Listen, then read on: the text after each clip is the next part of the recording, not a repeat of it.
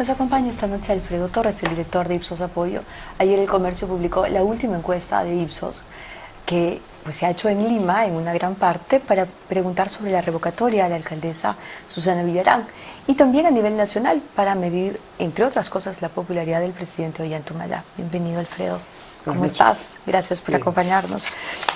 65% de los limeños está a favor de la revocatoria.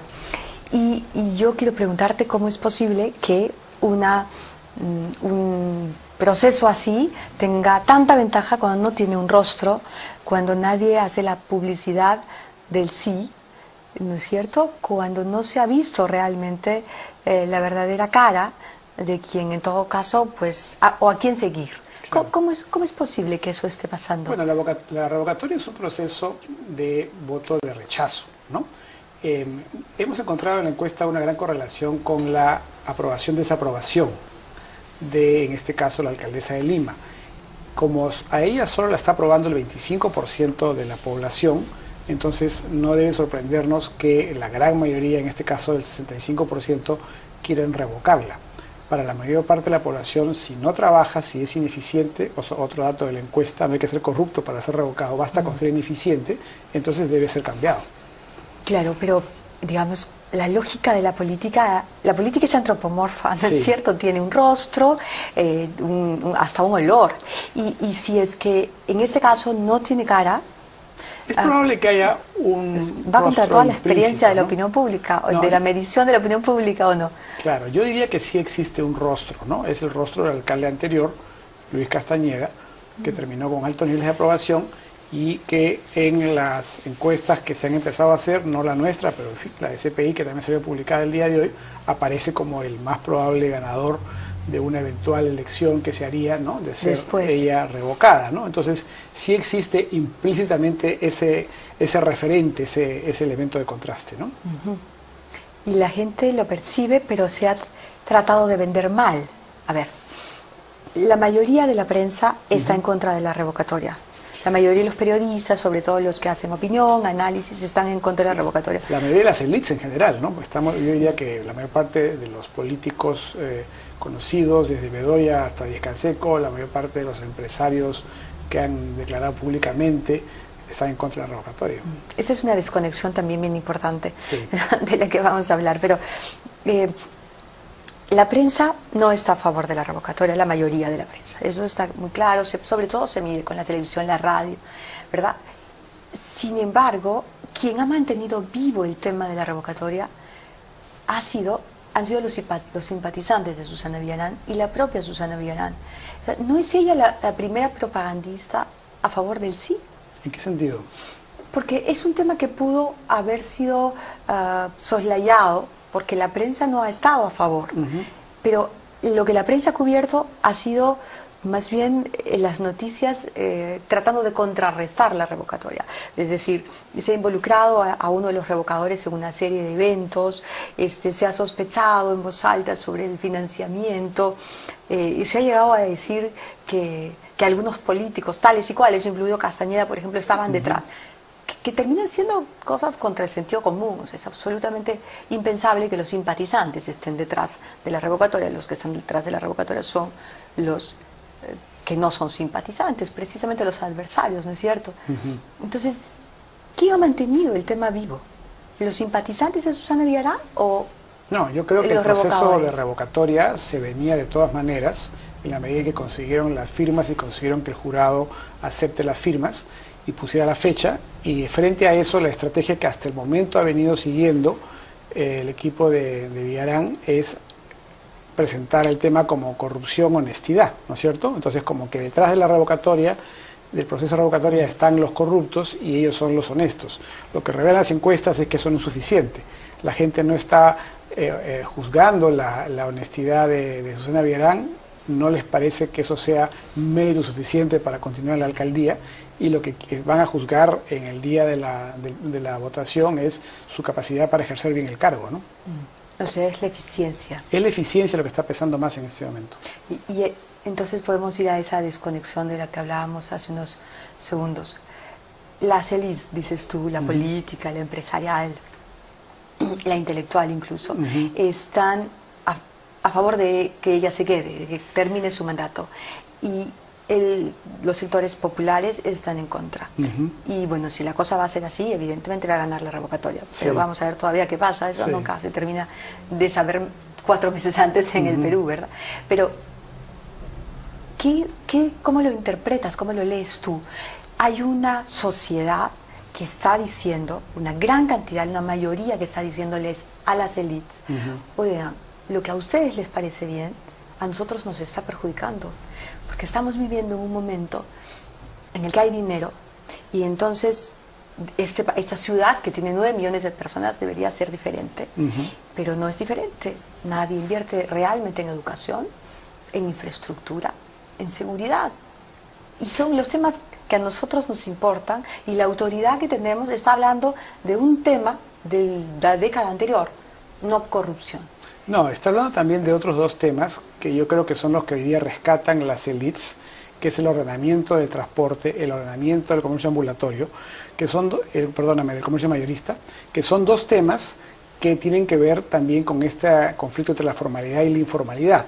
Y en los sectores populares, que están más identificados con la informalidad, hay una preocupación que estos cambios puedan afectar su modo de vida, ¿no? Pueden implicar cosas tan simples como que si un comerciante tiene que pagar impuestos, entonces los productos van a costar más. Esa es la sensación que hay en muchas amas de casa. Por otro lado está el tema de las obras, sin duda está el tema de las obras, y ahí es claro que la alcaldía se ha demorado mucho en empezar a generar esta dinámica de inversión en infraestructura, y la gente hasta ahora ve muy poco de eso, y los ciudadanos sí esperan mucho más, digamos, obra física para confiar en una gestión municipal. Pero, y por último está, o quizá en primer lugar, según la propia encuesta, el tema de la seguridad ciudadana, ¿no?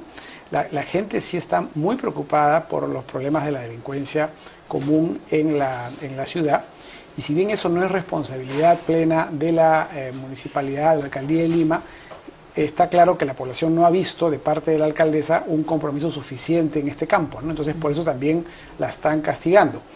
Y por lo tanto, diría yo, van a esperar del próximo alcalde un compromiso mucho mayor también en ese campo, ¿no? Claro. El estándar, en todo caso, que dejó Castañeda se puso alto. Él fue un alcalde que hizo muchas obras, y obras que sintieron realmente los sectores más populares, que les hizo directamente bien a ellos, ¿no? Y eso tuvo algunas obras muy vistosas y otras muy simbólicas, ¿no? Desde las escaleras hasta los hospitales de solidaridad, que sí lograron enganchar, ¿no? Con el sentimiento popular de que ahí había una preocupación, digamos, por su vida cotidiana, ¿no? Es que si tú vivieras en un cerro, ¿qué sería más importante para ti? Claro. ¿No es cierto? ¿El corredor vial o la escalera? Y eso empezó incluso desde antes de ser elegido, ¿no? La propia campaña empezó con las escaleras cuando él enfrentó y derrotó a Andrade, ¿no? O sea, en ese sentido, Castañeda ha demostrado ser un político muy hábil, ¿no? Por lo menos a nivel municipal. ¿Por qué crees que alguien como Susana Villarán, precisamente, que había trabajado tanto en pueblos jóvenes, con comités de vaso de leche, no pudo medir esa sensibilidad, percibir esa necesidad? Probablemente porque ella trató de presentarse como una alternativa, ¿no? Como un contraste a aquello en lo cual Castañeda era más débil. Castañeda tenía el caso Comunicore, entonces había una imagen de corrupción, y creo que como alternativa ella apostó por el tema de la honestidad. También tenía una imagen de haber sido demasiado yoísta en su campaña, en su gestión, digamos, ¿no? Y entonces ella dijo, no, esto de acá la ciudad lo hizo, ¿no? No es un tema, digamos, que quiero aprovechar, quiero personalizar, ¿no? Pero olvidó que había que mantener y reforzar aquello que Castañeda hacía bien, ¿no? O se demoró mucho en darse cuenta. Yo creo que ahora sí es consciente de eso, ¿no? Pero dejó pasar mucho tiempo en entrar fuerte al tema de inversión en infraestructura, por ejemplo, ¿no? Fue muy política en todo caso, no técnica, ¿no? Decidió, y también le falta, claro, hacer una campaña contra el anterior, y tal vez también para que el anterior, que era Castañeda, no le fuera bien o no ganara en las elecciones generales, ¿o no? Porque algo de eso le resintió a la gente, el que ella paralizara las obras que él había dejado encaminadas, que le han pasado una factura enorme a ella finalmente, porque las ha tenido que comenzar año y medio después. Claro, pero recordemos que había una serie de denuncias sobre corrupción y que ella en su campaña ofreció investigar esas denuncias. O sea, tampoco podía hacer borrón y cuenta nueva al día siguiente, ¿no?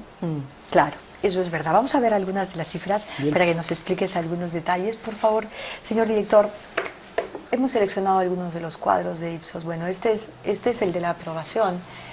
¿25% es su aprobación más baja? No, pero está hace buen tiempo debajo de 30, ¿no? Es una constante en el caso de ella. Me parece que desde hace más de un año que no pasa los 30, ¿no? ¿Con cuánto es que ella ganó? Ella ganó con 38% del total de votos, eso convertido, perdóname, 38% de los votos válidos, que viene a ser 34% del total de votos. Qué complicado, ¿no? Finalmente las segundas vueltas, por más polarizantes que sean, son necesarias cuando hay tanta densidad demográfica, porque sí, una segunda vuelta le hubiera dado, si es que ella la hubiera ganado, claramente le hubiera dado autoridad, respaldo. ¿Qué es lo que ha pasado con los últimos presidentes, no? Claro, es el caso de Ollanta en particular, ¿no? Claro. Sí, yo creo que en las ciudades, capitales de provincia, en las ciudades grandes, la segunda vuelta se hace necesaria, porque si no vamos a ver este proceso de revocatorias repetirse una y otra vez, ¿no? Sí, porque de lo contrario no va a haber fuerza y autoridad en la autoridad, valga la redundancia. Sí. Vamos a ver el siguiente cuadro, por favor. Sí, pues es que esos ajustes son los que nos faltan, ¿no? Bueno, el 65% votaría para que sí deje el cargo y el 31% para que no lo deje. Ese 31% sigue siendo su base electoral. Ha perdido parte de su base electoral, hemos hecho un cruce con lo que fue la votación, ha perdido una parte de los que votaron por ella y ha ganado un poco de los que votaron por Lourdes también, ¿no? Se ha producido ahí un trasvase, por eso es que hoy día el único sector a nivel socioeconómico donde ella tiene mayoría, o sea, votaría en contra de la revocatoria es el nivel alto. El nivel y alto. no fue así la elección municipal, ¿no? ¿No? La elección municipal en ese sector ganaba Lourdes Flores. Sí. A ver, vamos a ver entonces cómo se desagrega. Ahí está. El A, un 60% del A piensa que debe terminar su mandato. Porque no sabemos si la aprueban o no, sino que creen que no debería ir ser revocada, ¿no? Claro, es un poco el temor a que... Además, las razones que dan, no ninguna es porque... muy pocas son porque sean entusiastas de ella, ¿no? Es básicamente porque se va a perder tiempo, se va a gastar plata, se va a paralizar la ciudad unos meses. Esos son los argumentos de aquellos que están en contra de la revocatoria y que están básicamente en los niveles A y B. A y B. En cambio, el C